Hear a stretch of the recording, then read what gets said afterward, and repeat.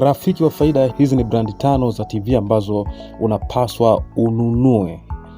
Kama unahitaji kununua TV kwa sasa, basi zingatia hizi brandi 5 za TV.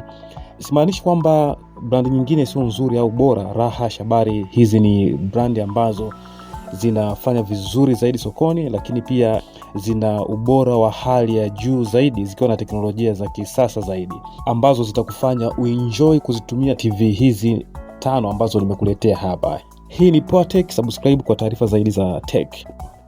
Namba 5, Hisense. Kama unahitaji kumiliki kilicho bora kwa gharama nafuu, basi nunua TV ya Hisense. Hisense ni miongoni mwa TV ambazo zinajulikana kwa bei nafuu na kwa ubora wa picha unaokidhi viwango vya smart TV. Ni TV ambazo zina teknolojia ya kisasa zaidi, zikiwa na uwezo wa kuonyesha picha angavu zaidi. Chaguo maarufu kwa wale wanaotaka ubora bila gharama kubwa ni Hisense, na bei zake pia zinatofautiana kulingana na ukubwa wa TV unayoitaka.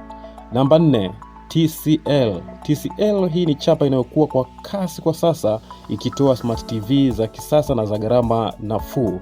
TV hizi za TCL pia unaweza kuzipata kulingana na ukubwa wa TV, na bei yake pia inakuwa tofautiana kulingana na ukubwa wa TV unayoitaka. Na TV za TCL ni maarufu kwa uwezo wa Android TV na muundo wa kisasa zaidi. Namba 3, Sony. Sony ni maarufu kwa ubora wa picha, HDR na sauti za kisasa, zikiwa na speaker zilizotengenezwa kwa teknolojia ya kisasa zaidi inayochuja sauti vizuri kabisa. Na TV hizi za Sony ni bora kwa matumizi ya burudani kama michezo ya video, yani gaming au cinema. Na TV za Sony pia zinatofautiana bei kulingana na ukubwa wa size ya TV unayoitaka. Namba 2, LG. LG inajulikana kwa teknolojia ya OLED, uwezo wa sauti wa kipekee na muundo wa kuvutia zaidi. Na TV za LG pia zinasifika kwa uimara zaidi. TV hizi zinapatikana kwa ukubwa tofauti na inajumuisha aina za smart TV pia. Na bei zake zinatofautiana kulingana na size ya TV unayoitaka. Namba 1, Samsung.